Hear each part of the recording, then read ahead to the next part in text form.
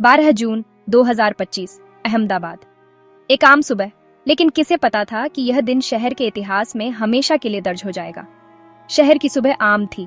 लोग अपने अपने काम पर निकल रहे थे। बच्चों की स्कूल बसें, दुकानों के शटर उठ रहे थे। एयरपोर्ट पर रोज की हलचल थी। यात्री, स्टाफ, टैक्सी ड्राइवर सब अपनी अपनी दुनिया में व्यस्त। एयर इंडिया की फ्लाइट A1171 लंदन के लिए तैयार थी। 241 यात्री सपनों से भरे अपने प्रियजनों से मिलने या नए सफर पर निकलने की उम्मीद लिए। क्रू के चेहरे पर भी रोज की जिम्मेदारी और हल्की सी मुस्कान थी। लेकिन जैसे ही विमान ने रनवे छोड़ा, मौसम ने करवट ली। आसमान में अचानक बादल घिर आए और सब कुछ बदल गया। विमान ने ऊंचाई खोनी शुरू कर दी। इंजन की आवाजें असामान्य रूप से तेज हो गईं। पायलट और क्रू ने हालात संभालने की कोशिश की, लेकिन विमान ऊपर नहीं जा सका। अचानक वह बोइंग 787 ड्रीमलाइनर शहर के रिहायशी इलाके की ओर गिरने लगा। नीचे लोग कुछ समझ पाते उसे पहले ही खतरा सिर पर आ गया। विमान मेडिकल कॉलेज के हॉस्टल और डाइनिंग हॉल से टकराया। एक पल में आग का गोला, धुआं, मलबा, चीख पुकार, अफरा तफरी और हर तरफ तबाही का मंजर। इस हादसे ने न सिर्फ विमान में सवार लोगों बल्कि जमीन पर मौजूद कई निर्दोषों की जान ले ली। बचाव कर्मी जान जोखिम में डालकर मलबे में फंसे लोगों को निकालने में जुट गए, लेकिन हर तरफ सिर्फ दर्द और मातम था।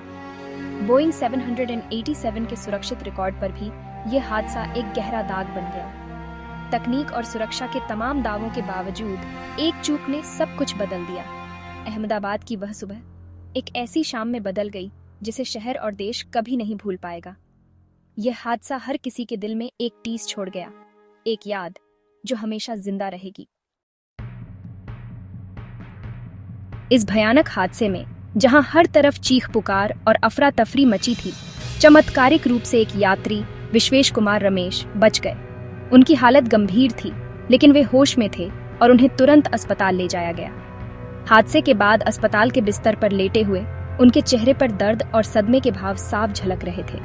अस्पताल में उन्होंने कांपती आवाज में बताया, विमान ने जैसे ही उड़ान भरी सब कुछ सामान्य लग रहा था, लेकिन अचानक प्लेन ऊंचाई नहीं पकड़ सका। यात्रियों में बेचैनी फैल गई। इंजन की आवाजें लगातार बढ़ती जा रही थीं, मानो कोई खतरा करीब आ रहा हो। अचानक एक जोरदार धमाका हुआ और विमान बेकाबू हो गया। अगले ही पल जोरदार टक्कर हुई। टक्कर के झटके से दरवाजा टूटकर खुल गया। रमेश ने अपनी जान बचाने के लिए हिम्मत दिखाई और कूद पड़े। उनकी किस्मत ने उनका साथ दिया और वे किसी तरह मलबे से बाहर निकल आए। लेकिन बाकी यात्रियों के लिए सब कुछ ही सेकंड में खत्म हो गया। कई लोग मलबे में दब गए और चारों तरफ चीख पुकार मच गई। विमान सीधे मेडिकल कॉलेज हॉस्टल की इमारत पर गिरा। आग और मलबे ने पूरी इमारत को तबाह कर दिया, जिससे वहां मौजूद कई लोग भी चपेट में आ गए। जमीन पर कम से कम 29 लोगों की दर्दनाक मौत हो गई, जिनमें 4 मेडिकल छात्र भी शामिल थे। बचावकर्मी लगातार शवों को निकालने में जुटे रहे। लगभग 50 लोग घायल हुए, जिनमें से कई की हालत बेहद गंभीर थी। डॉक्टर और नर्सें लगातार घायलों की जान बचाने की कोशिश कर रहे थे। यह त्रासदी दोहरी थी। आसमान और जमीन दोनों पर मातम पसरा हुआ था। परिवार अपने प्रियजनों को खोकर गहरे शोक में डूबे थे और पूरे शहर में सन्नाटा छा गया था। हादसे के वक्त लोग अपने घरों में थे।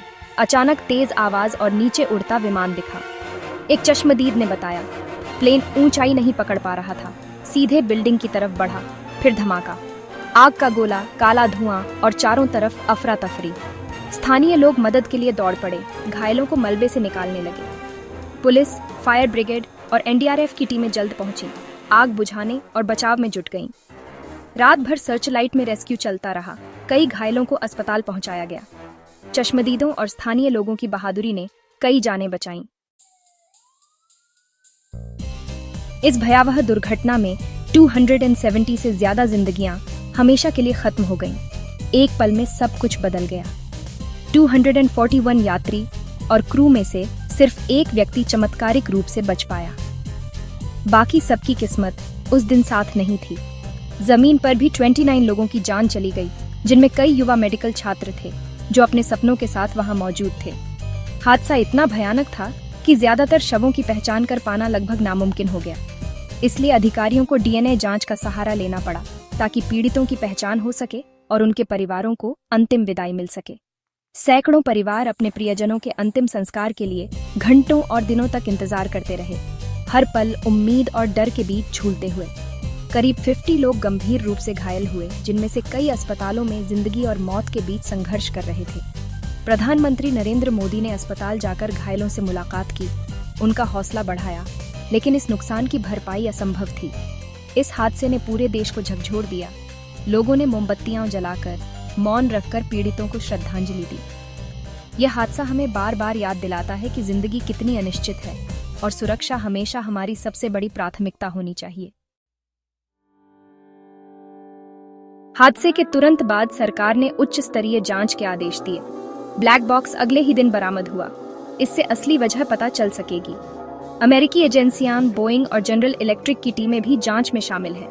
इंजन, फ्लैप्स, कॉकपिट अलार्म, हर पहलू की बारीकी से जांच हो रही है। प्रधानमंत्री और नागरिक उड्डयन मंत्री ने एयर इंडिया के सभी बोइंग 787 विमानों के निरीक्षण का आदेश दिया। सरकार ने भरोसा दिलाया, सिफारिशें पूरी ईमानदारी से लागू होंगी ताकि भविष्य में ऐसी त्रासदी न हो। अहमदाबाद हादसा एक सबक है। हर उड़ान की सुरक्षा हमारी सबसे बड़ी जिम्मेदारी है।